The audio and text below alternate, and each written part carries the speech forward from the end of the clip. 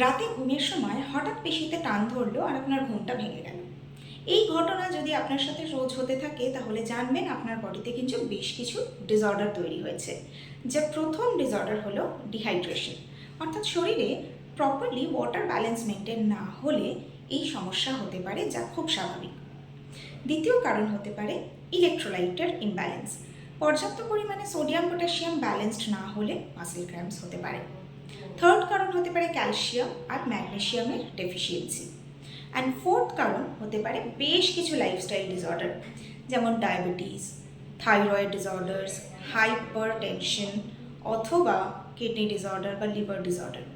তাই এই সমস্যাগুলো যদি আপনার রোজ হচ্ছে এবং প্রতিদিন 10 থেকে 15 মিনিট ধরে আপনি ক্র্যাম্পসের জন্য কষ্ট পাচ্ছেন, ব্যথা পাচ্ছেন, তাহলে এটাকে একেবারেই নেগলেক্ট করবেন না।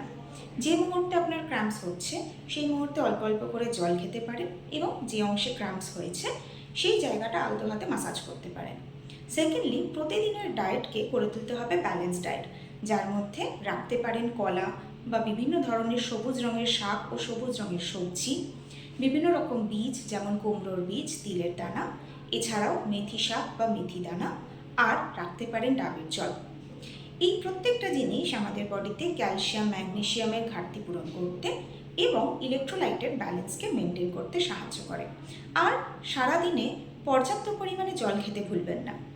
যদি এর পরেও এই সমস্যাগুলো আপনার পারসিস্ট করছে, তাহলে দেখে নিন কোনো লাইফস্টাইল ডিসঅর্ডার রয়েছে কিনা, সেগুলোকে কন্ট্রোলে রাখার চেষ্টা করুন।